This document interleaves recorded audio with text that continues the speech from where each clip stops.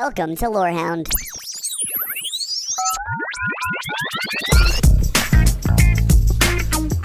are listening to the Lore Hound podcast about PAX Cast.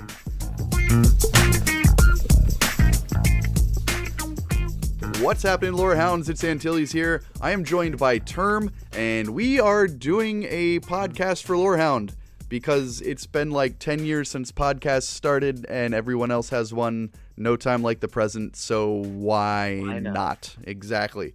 We also kind of chose this time because PAX Unplugged just happened in Philadelphia, and we were there. We played a bunch of games, checked out a lot of things. It was fun. A great time was had by all. And Term, being that we've been to PAX East and New York Comic Con, other conventions around the country, several times, how does the unplugged version of a convention, the board game focused convention, kind of stack up to the other cons you've been to? The first thing that struck me was just the atmosphere of Unplugged. It was very different than PAX East, which is, mostly what I've been to. PAX East is, by comparison, very loud. It has, flashing lights, sound, booming across the entire convention space. EDM music. Yeah. Explosions and cheering and obnoxious League of Legends fans. Yeah. I mean, not just League, but all of the esports that are going on at PAX East, you always get those, those moments where somebody did something in a game and the crowd is going wild and you just hear it everywhere. Yeah. PAX Unplugged, by comparison, was not quiet, but it was a little bit more laid back, right? You didn't have the overwhelming sights and sounds. It was more relaxed. Yeah. I mean, and really even the crowd size. There was a lot of people there, but it wasn't as packed where you're really shoulder to shoulder moving through the show floor trying to, push past people to see anything. Right. So I thought that was very interesting. And for a board game convention, especially, or a tabletop convention, right? Yeah. It made it a lot easier because I think that with tabletop games, you really need to have the space to look at them and kind of figure out what's going on with them, as opposed to like a video game. You see it on the screen, the graphics catch your eye, and you say, okay, that's something I want to check out. Yeah, for sure. And, one of the ways I've kind of been describing it to people is like unplugged is the perfect word for it, because this is like the acoustic version of your favorite song, right? You go to this convention and it is unplugged. There's not all these screens everywhere. There's not flashing lights and the stuff we just mentioned. You go and it was a little bit more reserved. People, I thought, were friendlier, more patient with each other.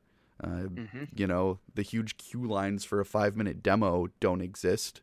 Instead, you replace the giant queue lines with hundreds of tables filled with thousands of people sitting down with each other to, immerse themselves in RPGs or, other tabletop games, whether it's something more tactile like Crokinole, which we'll get into in a little bit, or, a meandering, story like Dungeons and Dragons, Settlers of Catan, all this kind of stuff.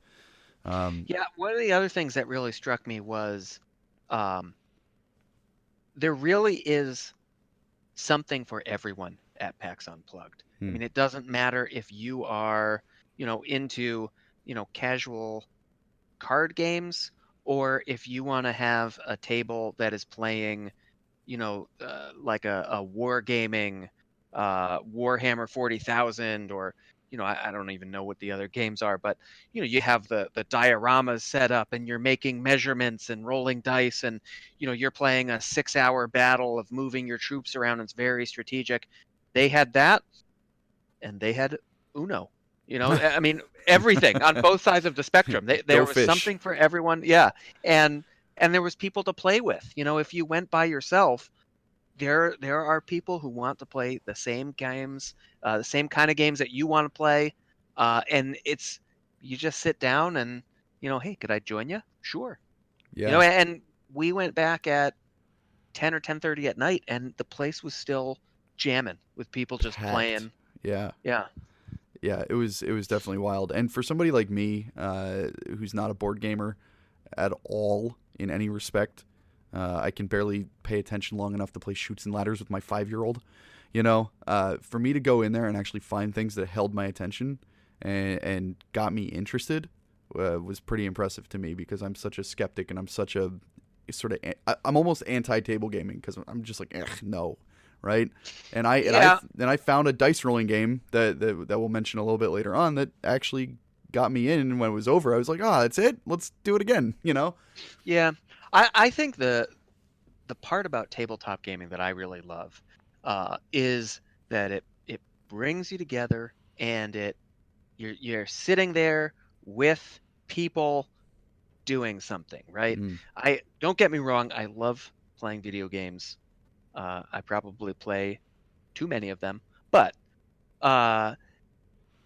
in the age where everything is on your phone or a screen, and for work you're sitting in front of the computer all day, you're looking at your phone all day, you're sitting down to watch some TV at night or something like that. I find it very refreshing to sit down and have something going on that isn't dedicated to a screen, and especially with the the lack of 2-player and 4-player split screen games. I would take that also. Yeah. I not necessarily something on a screen here, but that is 2 or 4 players was one of the games that we sat down to play, which is a more sort of like tactile game. Crokinole was kind of one of the standouts for me of that of this past weekend. It's a Canadian heritage game, as I heard it described. It's like a shuffleboard thing. Yeah, and interestingly enough, I reached out to Mordorith, who's another Lore Hound, sometimes Lore Hound contributor, and I said, "Hey, have you ever heard of Crokinole?" And he said, "No, I've never heard of it."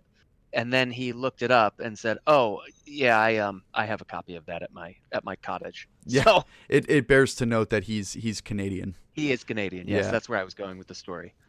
So we spent some time playing Crokinole. We went in the first day not knowing much more than a Reddit post I think you had seen, and we sat down and played for 45 minutes or an hour. And then the next day, we kind of were like, we might have some obligations, but maybe we kick the day off with another hour of Crokinole. And we did. We certainly did.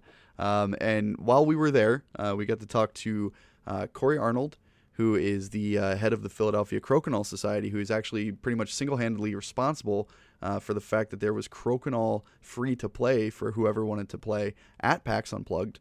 And after we got an interview with him, we also sat down with Jeremy Tracy, who I think is going to be legendary in Crokinole. He's sort of taken over, the reins from the old guard and is now the new builder of all the all the boards.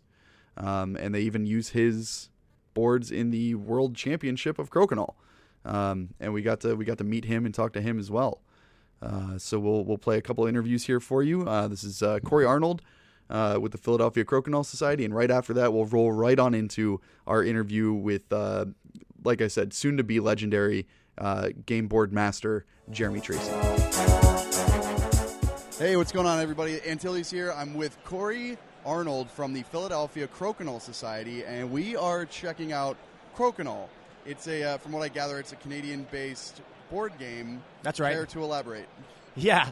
Crokinole is a Canadian dexterity game. It's quite old. It's like a heritage game. People believe it started in around 1850 or something like that, but it's been around a long time.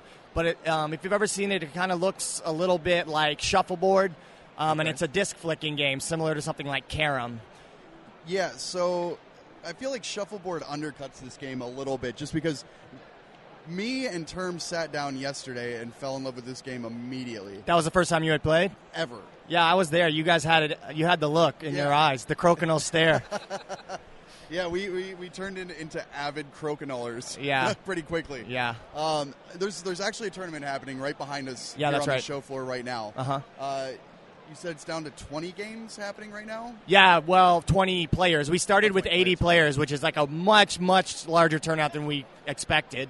But we started with 80, and then now it's down to 20, and those 20 are going to advance out of pool play to be in a Final Four. Oh, wow. Yeah. So out of the players who are here in this tournament right now, how many of them played Crokinole for the first time this weekend? Or is this mostly like Crokinolers? pro Crokinolers, whatever you I say. believe there's been a lot of new players because the game has really spiked in popularity in the last year or so, owed to probably the Shut Up and Sit Down review. That website did a review that made the game very, very popular. So I would believe probably half of the people had never even played before, and half had played a little bit. So the people who are all remaining have all played. I mean, I was in the tournament. I was in pool play. I got knocked out. So the person who played me has played a lot of games. Yeah, so I think everyone who's left has played quite a bit of Crokinole. Okay. Yeah. I wasn't sure because I've been playing for just like maybe 27 hours now. I've been a very hardcore Crokinole player. And I feel like this is a game that if it kind of like ticks your boxes, you're going to be stuck. Like I almost shelled out $200 yesterday to take one of these boards home. I was trying to press you guys to get a board because it's so rare that you get these Tracy boards down here, and then they sold out. Yeah, tell us about that. So the guy who actually builds these Crokinole boards, Jeremy Tracy, is here. That's right. At the convention, and he's selling the boards that you're using. That are kind of on display to use. Yeah. So when PAX told me I could run a Crokinole event, I was like, oh shit! Now I got to get all the boards I have in the city. So I was planning on getting my 6 or 7 friends that have boards and just borrowing them and lugging them on myself. And I was like, maybe on a whim, I'm just going to email this kind of manufacturer. And that was Jeremy. I knew him just through Facebook, and I was like, Jeremy, do you think you could host this event? And I had never spoke to him before. He was so kind, and he was like, yeah, I can definitely do that. And he just drove down in a van with his wife with 20 boards in tow, and we just happen to have 20 boards on the table now that are all beautiful tournament-quality boards. He's a tour player up in Canada. So now we have 20 perfect boards, and he sold them all on the first day. So, yeah, it's been really cool. Yeah, that's really cool that you just sent that email, and you got the response, and you were like, oh, this is better than I could have worked it out. Yeah, I think the PAX organizers were surprised, too, because they came by. I told them we were going to have a lot of boards. I guess they didn't believe me, but when they came by and they saw all these people playing, because it's been full the whole 2 days, they were, like, pretty pleased. So. Yeah, if you can sit down at the Crokinole table first go, like you got lucky, because the turnover here has been pretty slim. I feel like once people sit down, they kind of get into it. Have you had to push people off at all and be like, hey, you've been here for 2 hours, move along? Yeah, I had to, during the Learn to Play, I had to do that, and then also this morning I had to be like, okay, if you've been sitting here for a lot of games, like you know who you are, please stand up and leave, because there was people standing behind them wanting to play, and that's with 20 boards out. So I think this is the year for Crokinole. I mean, we've been talking about it nonstop, just not just amongst our little crew of people, but also to other people we meet here. And if they haven't heard about it, we send them over. Yeah, thank you. Chances are here, people have heard about it. Like it seems to be, something that's growing a little bit. Well, I found out about it because it's been the #1 dexterity game on BoardGameGeek.com for as long as I've been following that website, which is at least 10 years. And so I always knew that like hardcore gamers appreciated this game for some reason, and I didn't really ever know why. And when I played it and saw the strategy involved, I immediately recognized it. It really does. Once you know the rule set, it does click. The main rule of like, for your shot to be legal, it has to contact an enemy puck. Once people hear that rule, they're like, oh, this isn't just a normal flicking game. It involves a lot of strategy. Yeah. So. And it's really a fun game. And as we mentioned before, it is a Canadian game. Yes. And through playing it a bit now, it feels like a quintessentially Canadian game. It's very friendly. That's true. It's very social. I haven't seen anybody like flip the board over and walk away and like rage quit in the middle of the game.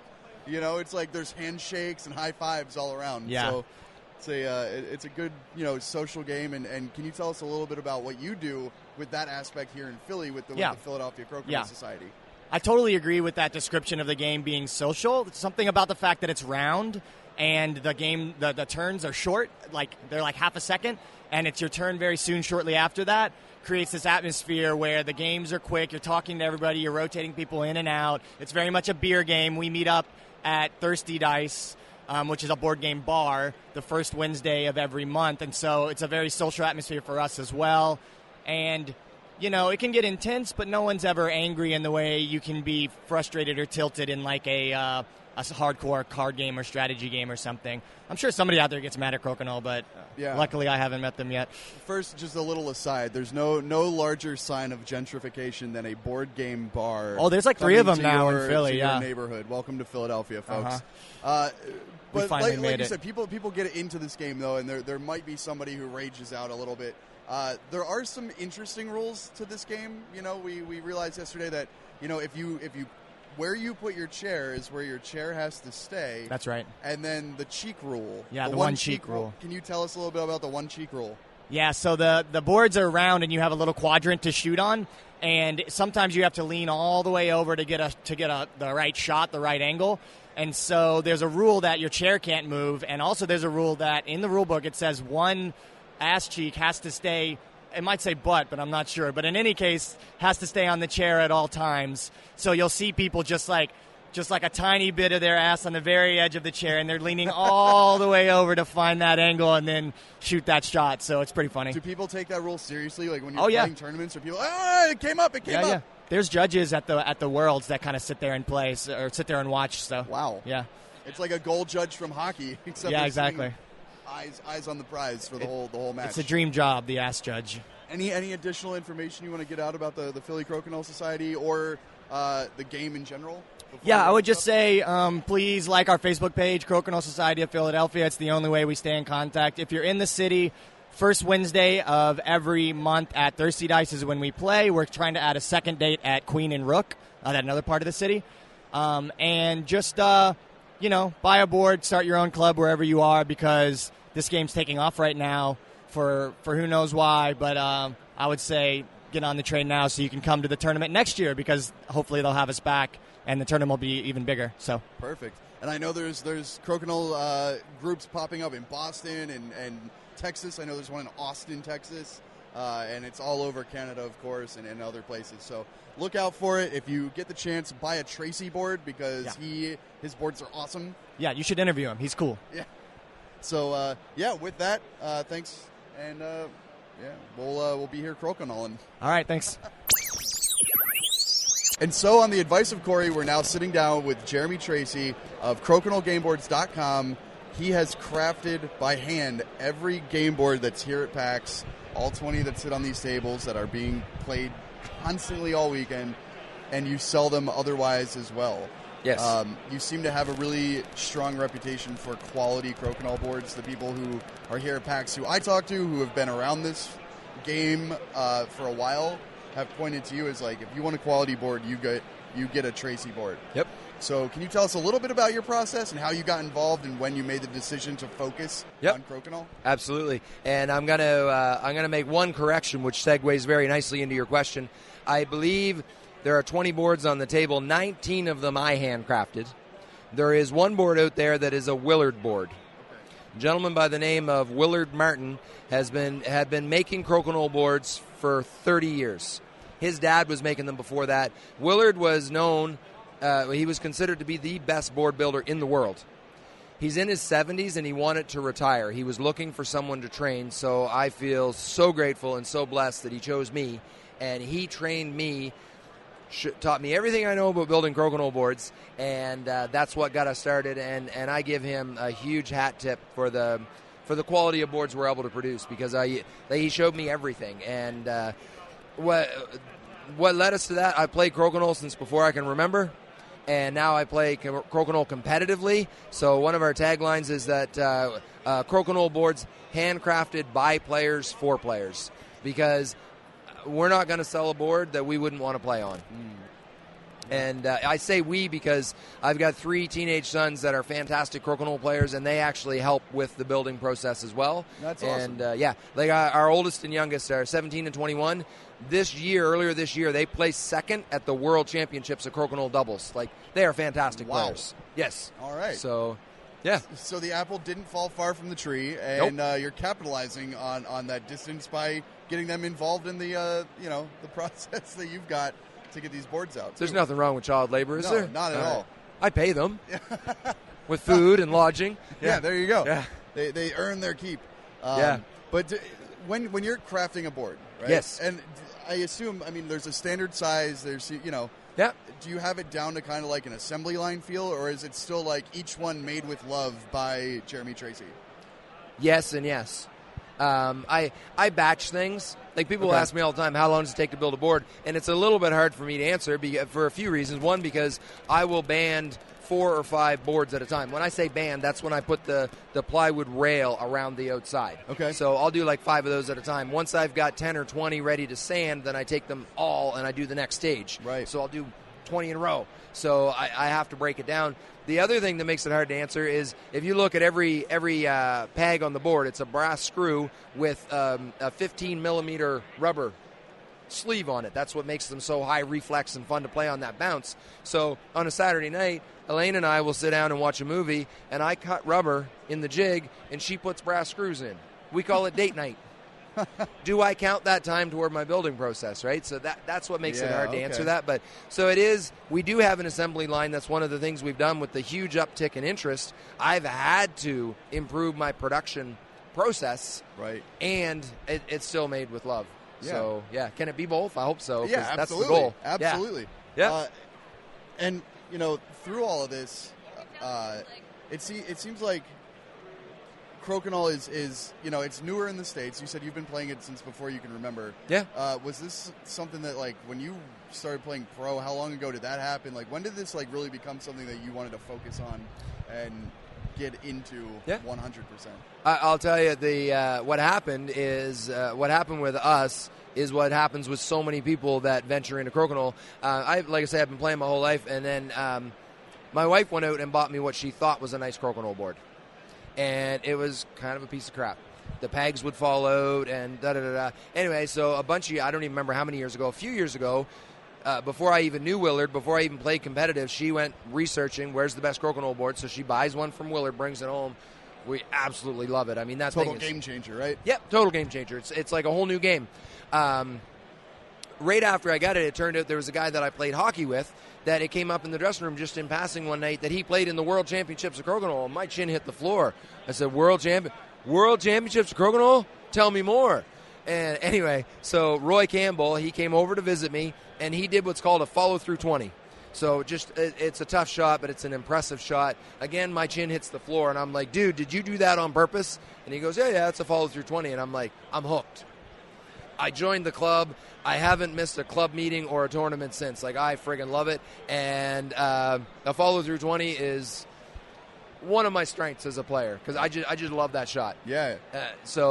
Playing competitively. And then, like, Willard was the official board builder for the World Championships, which now I have inherited. So we are proud to say we are every board that gets used at the World Championships was either built by Willard or by us. That's awesome. It is awesome. Yeah, and I mean, they're just like, if I can still sound humble when I say it, it's kind of the gold standard of a competitive crokinole board, which is, it's awesome and it's a huge pressure. Yeah. Like I call it a positive pressure. So when you got the word from Corey, when he sent you the email to come down to PAX and bring some boards, like, were you kind of like, who is this hobo asking me for free stuff? Or were you like, yeah, absolutely, why would I not? Like, what was your reaction? What made you kind of pull the trigger to come down and participate? My only hesitation with coming down here was we are so busy. Like, we are back ordered to the end of January. We are working our tails off to get as many boards out as we can before Christmas.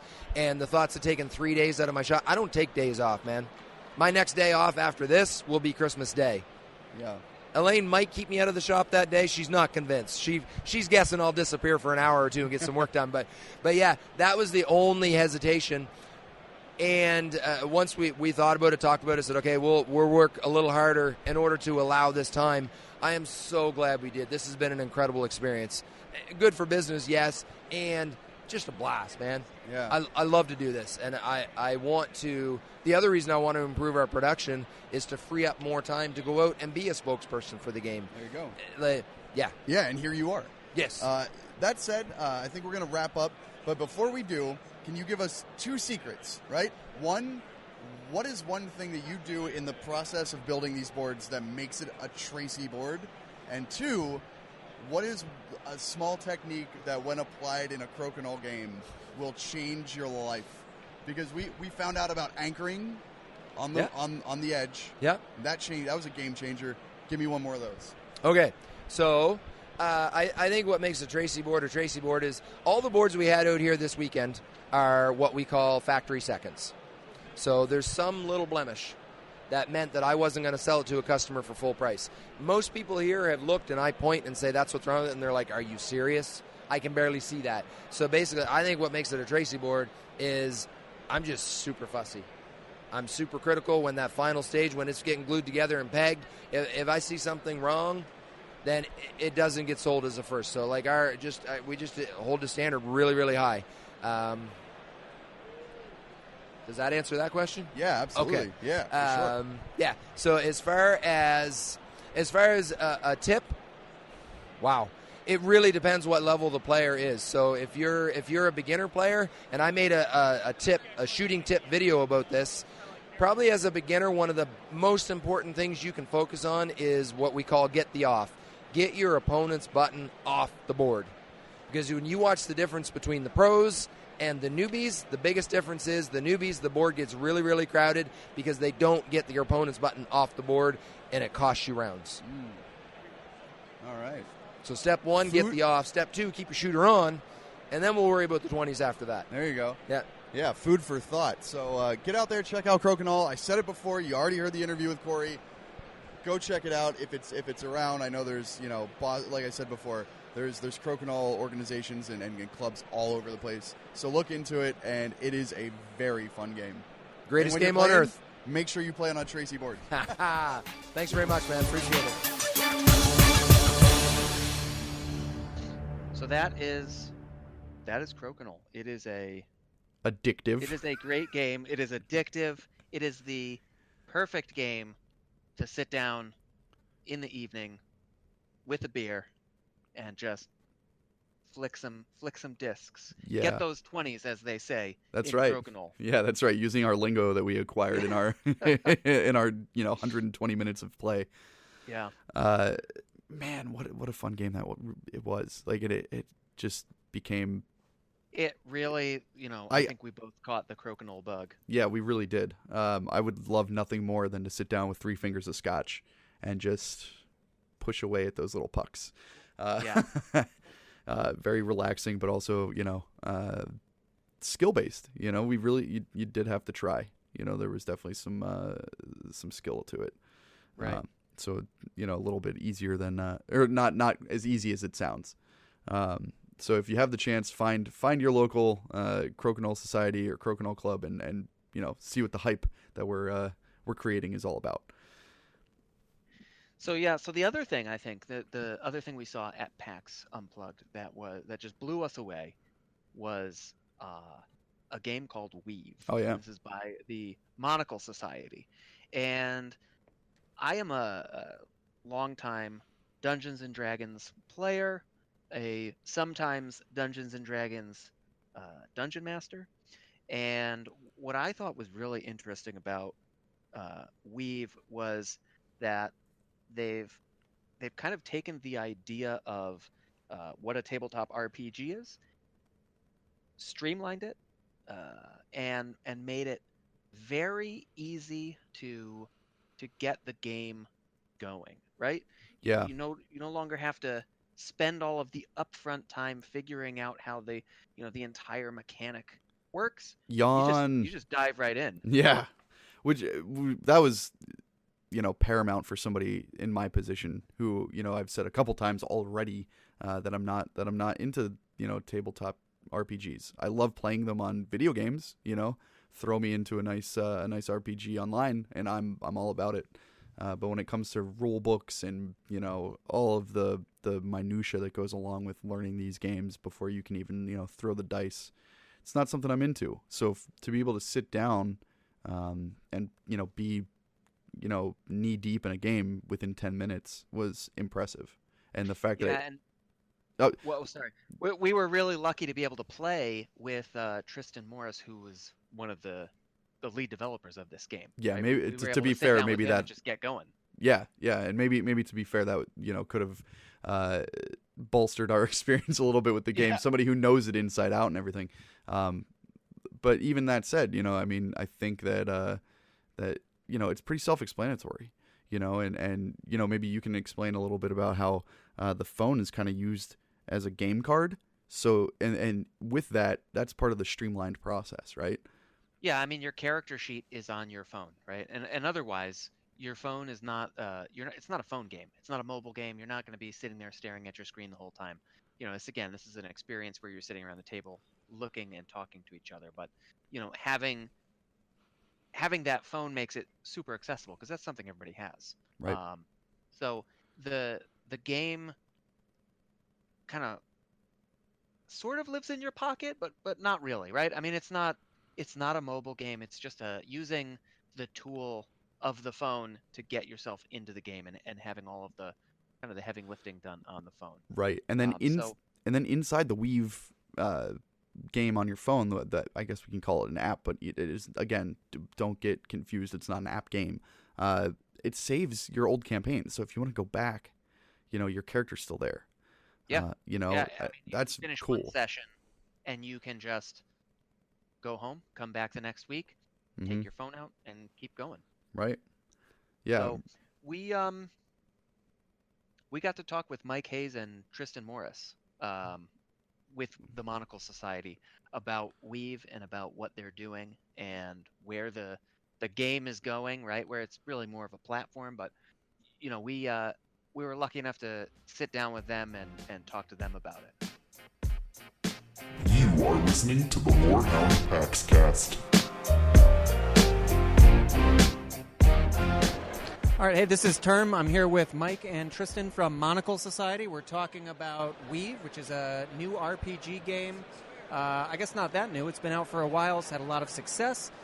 We got a chance to look at it yesterday and really see what makes it special and different from the other RPGs out there. It's a very interesting concept that uses some physical cards, your phone or your tablet, your device, and kind of makes a very quick and easy to create and dive into RPG world, both for the player and for the dungeon master or the game master, right? What can you tell us? What can you add on that? What else makes this game tick? Yeah, absolutely. So the real difference with Weave when compared to other storytelling games or other RPGs is that our goal was to reduce the amount of time that it took to get into a game and get started.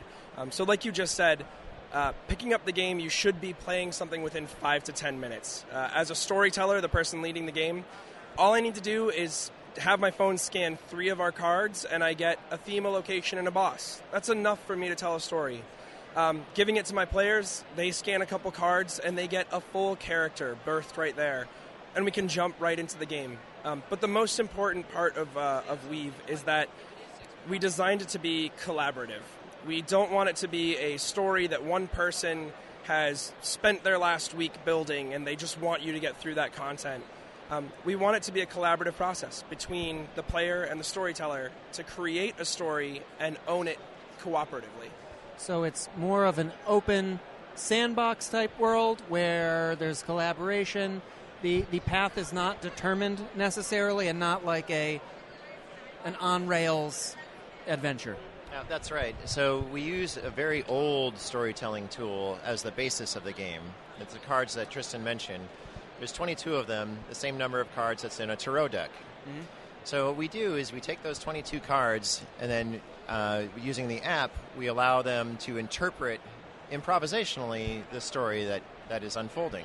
So for example, those cards that are shown, you could draw the Architect, which is one of our cards, show it as a location, and it could be a library. You show the architect as the basis of a backstory, and that could be a scholar. You show it as a asset, it could be a computer or blueprints, right? Same card, many different facets. And those are all conditional upon whatever playset or world that you're playing in as well. So we take a very ancient storytelling tool, apply technology to it to make it approachable, improvisational, and narrative.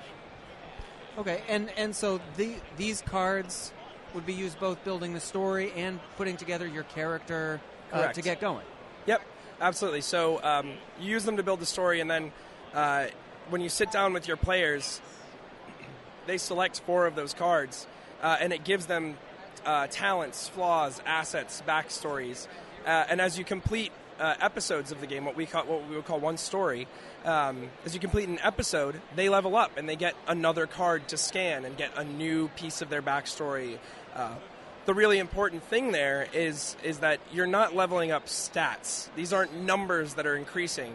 With a traditional RPG system, I level up and I do very slightly minutely better at one thing than I did before. Right. When I level up in Weave, I have a new aspect of my character. I have a new backstory to inform their past, or I have a new talent, not just a skill, but an entirely new story-based talent that I can employ in that game to continue telling that story myself. Okay, and one of the things that you'd mentioned is how fast it is to set the game up, right? 5 minutes, Yep. You kind of get into it, and you're running. So what's kind of the average game length, the session length for, not completing the entire story perhaps, but if you're going to sit down and play this game with your friends, what's the average time that you'd be doing that for? Yeah, so we have pre-written modules that we use at shows or that we give to our community for them to have a fun, quick game to play, and those can take 30 to 45 minutes. Then we have a traditional game length, maybe an hour and a half. You might sit down to play through a session. I mean, really looking at it from the perspective of you might have a party to watch your favorite show with your friends. In that same amount of time, you could create your own story and have a cliffhanger ending that you're going to come back to next week. So that 45-minute to an hour sweet spot, but really dependent on the players. If I have a whole data burn or I'm waiting in line from 6 a.m. to go see a new movie at a midnight release, right? We could draw that out across the entire day if we wanted to, just because that's how we'd like to play the game. So it's flexible around what your group needs. But if you have to end it early, it's saved. It's right there in your phone. You go back the next time you get together, you tap on the icon for that story, and you're right back where you left off. Okay. Now, with the core app, I think you have 4 different worlds to explore, different themes, each with different elements that will kind of draw on those cards differently as you're setting the game up. And what does the future look like for Weave? So right now we do have those 4 core settings or worlds, and we want to expand that level of content. So folks have come to us and they say, well, I got an idea for a setting where I'm fighting monsters, very Buffy the Vampire style. We're using ancient magic in a modern era and going out and doing Monster of the Week. Great, let's write that. We'll offer that up as a new setting.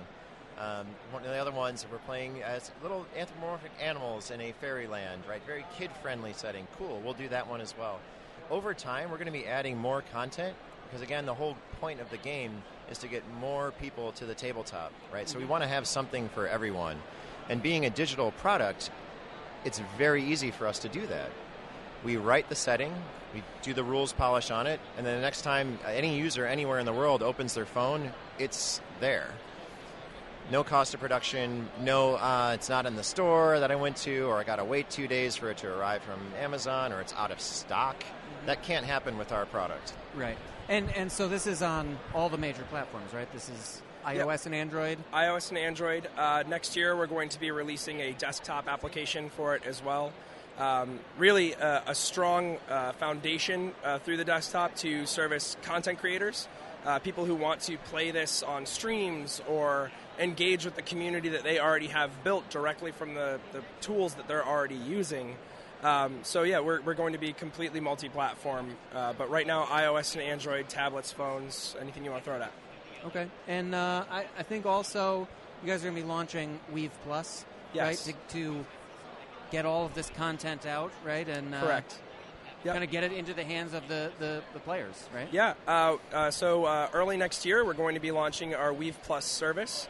It is going to be a $4.99 a month subscription, and it will give you access to every world that we publish from then on. So as we create new content, as we build new worlds, as we bring in content and licenses from worlds that you already appreciate and are engaged with, those will just be available for you to play.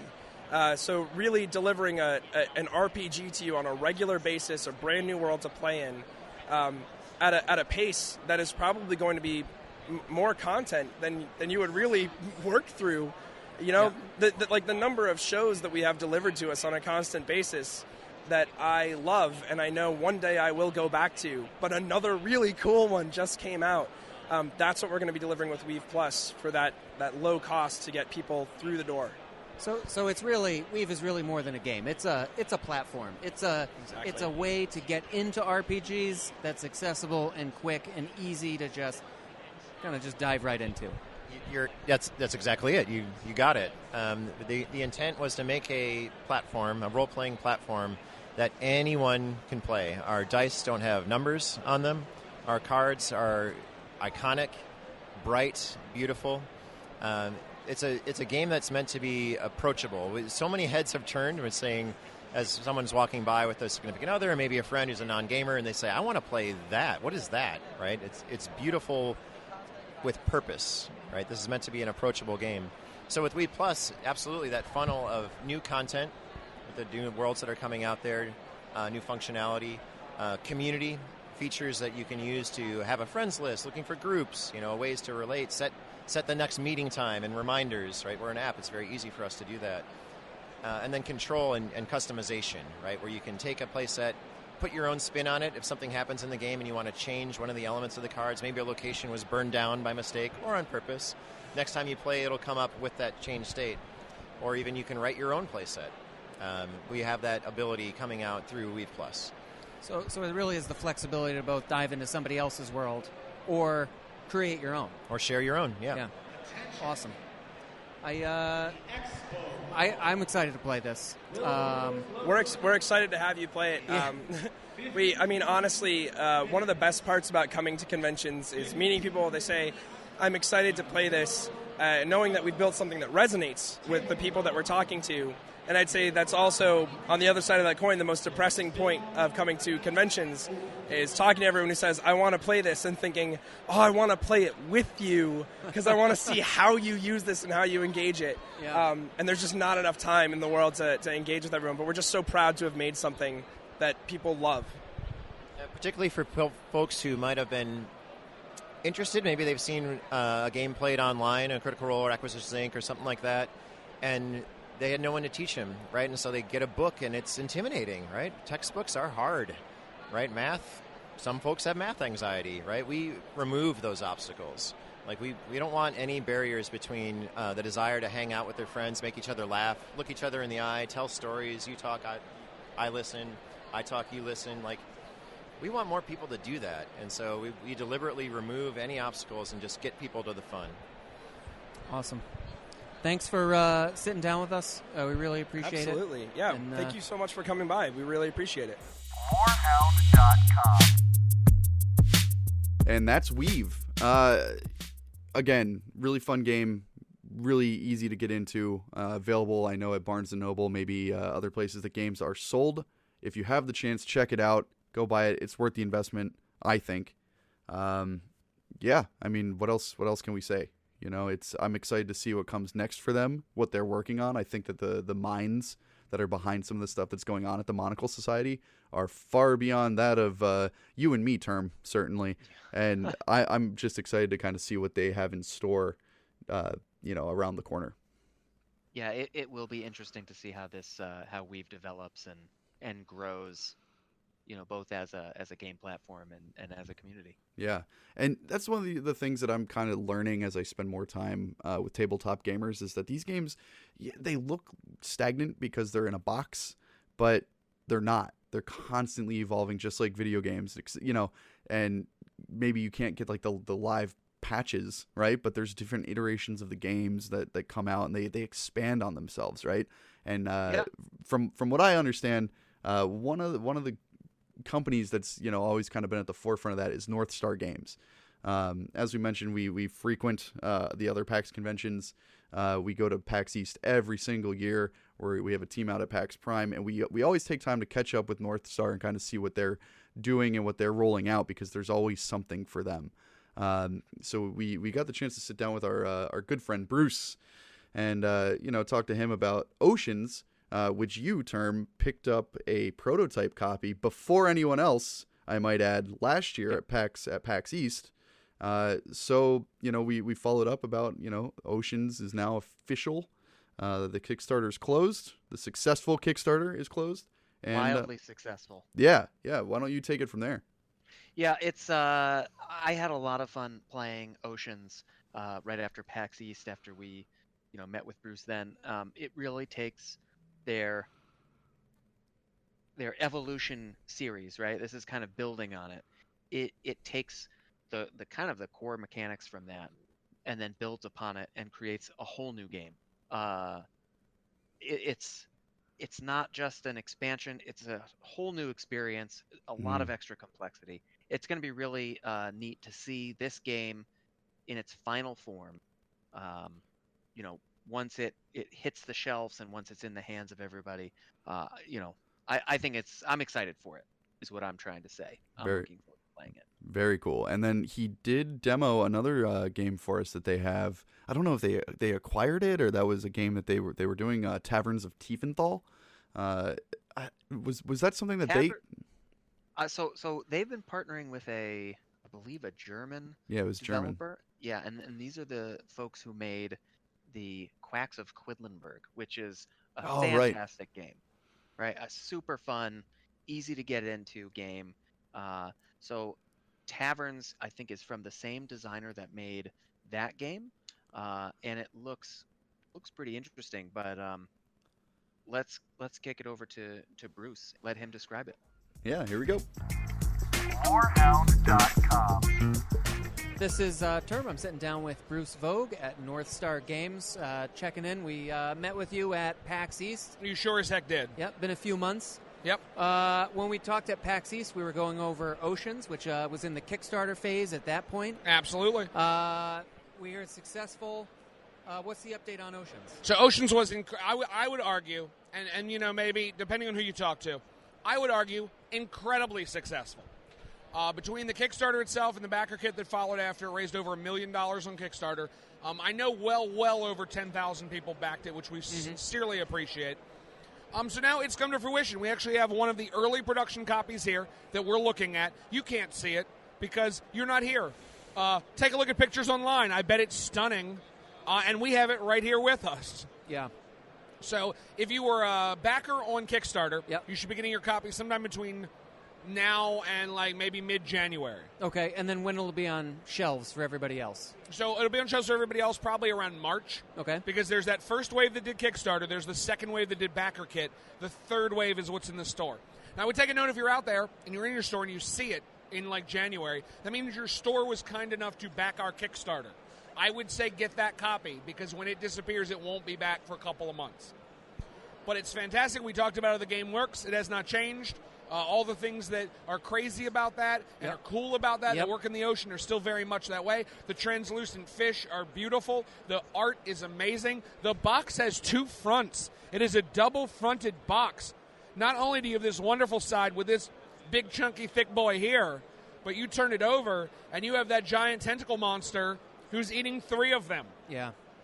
And this is an honest-goodness production copy. All the things you want to know about the game are printed on the sides of the box so that we can have a double box front. So it's super-duper cool. We're very proud of it. We're very excited to see it out in the world, which, once again, in your local stores, probably sometime in March, I would guess. All right. We're definitely going to keep our eyes out for that one. Fantastic. So the other thing you guys are looking at today is the Taverns of Tiefenthal. I won't even make you do it. Yeah, okay. I'll say it and we'll pretend like you had it. Okay. I think that's the best way to go. Okay. So if you've ever heard of the designer Wolfgang Warsch, you may have heard of The Mind or Gonschan's Clever or the Quacks of Quedlinburg. We're big fans of Quacks. Fantastic. Well, this is the next one. I don't want to say in the series because that sounds more like a direct sequel than it really is. It's kind of in the same universe, called the Taverns of Tiefenthal. Taverns of Tiefenthal is a mix. You are running a bar. So you're running a little tavern, and if you take a look, there's like a little cardboard tavern that you're running. It is a mix of a deck building game and a dice drafting game. So, as I like to say, it uses both kinds of deck building, both Dominion and Ascension. It uses Dominion it uses set stacks. Those set stacks, you have money. You use it to buy people, to have people work for you, Okay. and to buy things for your bar. Okay. You then use your bar to make beer. You use that beer to draw patrons. Patrons come to your bar and they spend money that you use to buy stuff and hire people that you use to make beer. I feel like you got it. I see you nodding. Yeah. You clearly understand what I'm saying. Yeah. You get the snowball rolling, and it builds, and you build up steam and momentum. Exactly. Yeah. It's very much an engine builder. So the stuff that you can buy for your bar is your Dominion set, where it's always going to be the same set of stuff. Your people are your Ascension row, where it's your conveyor belt sushi form of deck building, where you buy something and then the pieces fill in. Okay. Super cool. So you're going to have, I'm going to show you on here. If you're listening to this, just go online, wherever your local online is, and just look this up and you'll see what we're talking about. You're going to flip cards over from your deck to fill the tables of your bar. Right. Once your tables are filled, you're done that deck building part at that time. You're then going to go into a dice draft. You then draft your dice. You then take your dice and use them to activate your cards. So if you look like this person here, give me a 2, I'll give you $2. Okay. Whereas down here it is, give me 1s or 6s and I'll give you a beer. Well, my extra cards have say, well, 1s and 6s will get you another beer. Well, 1s and 6s will get you another beer. So 1s and 6s will get you 3 beers apiece. You then use the beers to buy people. They will go to the top of your deck. You use the money to buy stuff and hire workers. They also go to the top of your deck. So the stuff you buy, you can use to plan out your next turn. Okay, so it's not, just to go back to Dominion, it's not like they go right into your discard and you have to shuffle and wait for them to come up. No, it's sort of like strategic right off the bat. Yes, you immediately know you're going to get them next turn. Okay. So as your deck dwindles and you start to have an idea where you're like, okay, I've got another table in there, I've got another server in there, I've got a bar back, let me buy this thing I know will help me with those. You can do that immediately. Okay. Now, in terms of, we'll call it like beginner to advanced, how accessible is this game to get into for someone who is not a board game player versus someone who plays board games every day kind of player? So where I would put this is between Quacks of Quedlinburg and Die Macher. Okay. And that is to say between a relatively simple game and the most complicated game in all of board gaming. Okay. So essentially, Quacks, the issue it would have for a non-board gamer is the same issue Quacks has, which is that the rules are very front-loaded. When you're first playing Quacks with somebody, you're like, okay, you just pull tiles out of your bag, don't go over 7. Except this tile does this, this tile does this, this tile does this, this tile does this, this tile does this. Once you get that, you're like, oh, it is actually quite simple. Right. But until then, that front-loaded's a little rough. I would say with Taverns of Tiefenthal, it's kind of the next step up. If you have gamers that didn't like Quacks of Quedlinburg because it seemed too lucky to them, this one does a lot of stuff to mitigate that luck. Okay. However, with that, it makes it that much less accessible. I wouldn't say drastically. Okay. As long as one person at the table kind of understands what's going on, you're going to be fine. Yep. But it is a step right beyond Quacks. Okay. So those who liked Quacks will like this game. Those who Quacks was too much. I would say if Quacks was rules-wise too much for you, Taverns might be one toke over the line. Okay. But if Quacks was fine for you, and if you play complicated games, this will be a relatively simple game to you. Okay. If you only play very simple games, this will be a little complicated. Okay. I kind of put it there. I do believe it is one step more complicated and kind of crunchier and heavier than Quacks of Quedlinburg. But I wouldn't say either one of them is difficult. I wouldn't hesitate. Of course, I'm the person who goes everywhere to demo this game. Right. But I wouldn't hesitate to show this to some non-gamers, but I think that it's going to be a little harder for them to get. What's neat is, though, in your little cardboard bar, you can upgrade the parts of your bar. Yeah. You physically pull the piece out of the bar, turn it over, and upgrade it. So you watch your bar get better. Okay. So it's some kind of neat stuff. Okay. That people see happening. So I it feel really like keeps you engaged in the game, even when it's not your turn, it's very easy to see what's happening. Very easy to keep track of everybody else, what everybody else is doing. And a lot of this game is not turn-based. Okay. I mean, you got to remember, like, we're going to build our deck. Our deck's built. We all flip cards at the same time. We then draft dice. That doesn't take very long. We draft a die, we pass on. Then you take a second to actually place your dice per person. And then we buy things, essentially, at that same time. And then we shuffle the deck up and start again.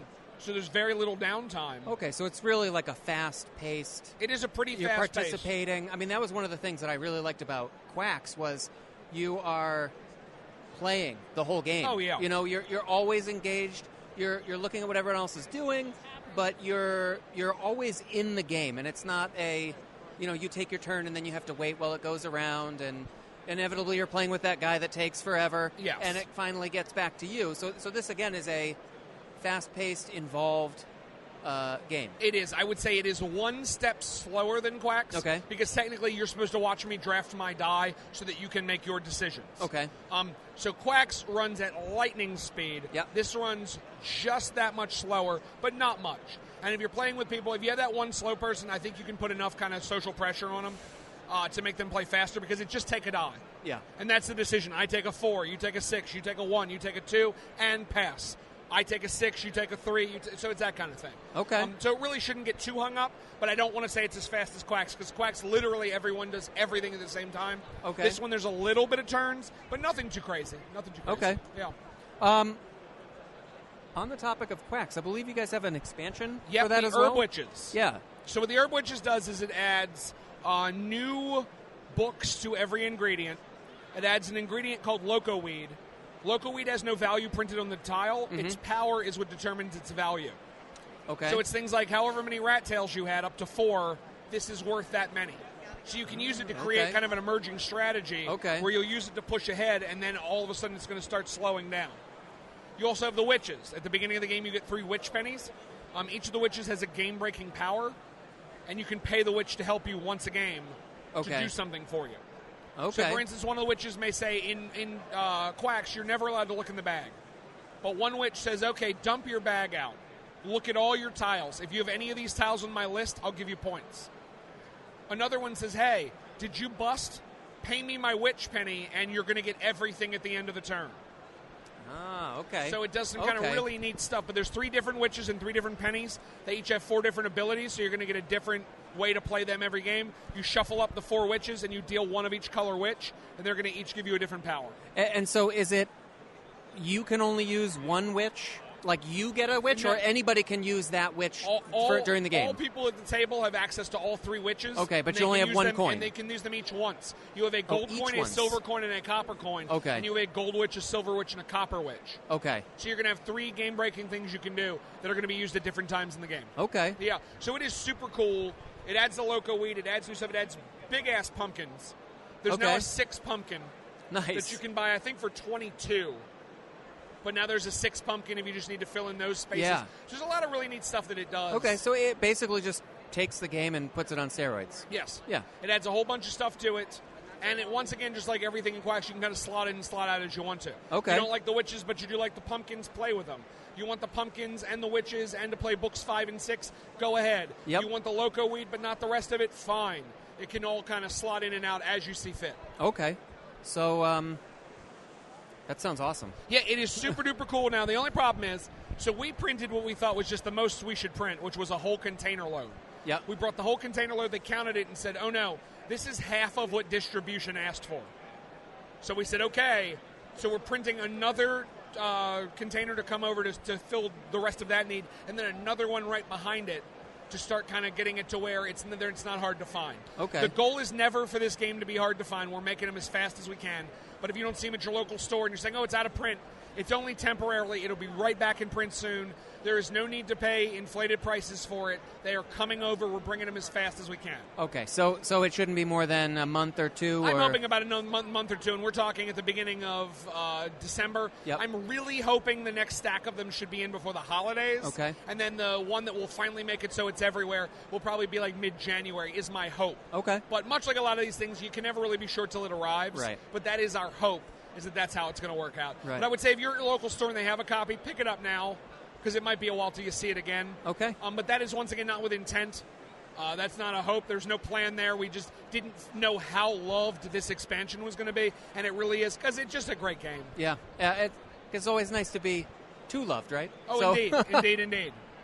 All right, well, Bruce, thank you for talking to us. Thanks for the time. Thank you so much for giving me the time. If you're out there and you're listening, you're thinking, hey, I want to learn more about these guys, you can go to NorthstarGames.com. You can also find us on social media. I take care of all of our social media at Northstar Games. Just about anywhere you would go to do that, I would love nothing more than to talk to you. And thank you so much for taking part of your PAX. You snuck in. You found me here. That's right. You should have jumped in the double dutch. You were waiting for when I didn't have a meeting to come by. And I really thank you taking the time to kind of find that and make sure I can be a part of this with you. I really thank you for that. Yeah, we always like talking to you at PAX, so thank you. Thank you so much. All right. Thank you.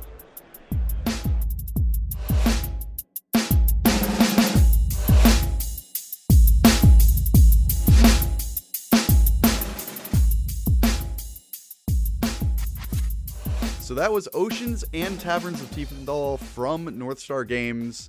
Thanks again to our friend Bruce for laying those both out there. Get them when and where you can. Great things always coming from Northstar Games. Great people, and I love their artwork. That is one thing I meant to mention earlier. Is just the artwork on those boxes is beautiful. If you're kind of an art nerd like I am, you'll get into that, and it's all over the boards and the cards and everything. So check those out. We want to give a big a special shout out here to White Wizard Gaming before we wrap up. They were our first interview of PAX Unplugged, and we sat down with Rob Doherty, who is the CEO of White Wizard Games, and he gave us a nice rundown of a new game that they just rolled out called Kapow. I screwed up the audio.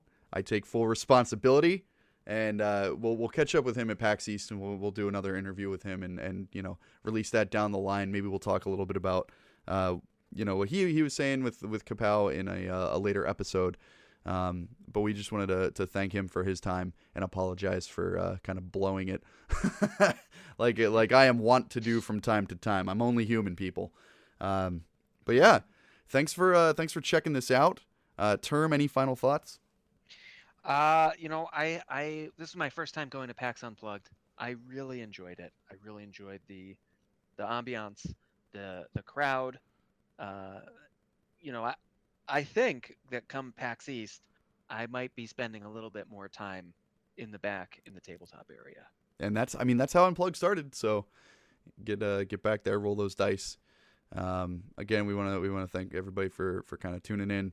And I did want to say, Term, a big thank you to you for holding my hand through this whole thing.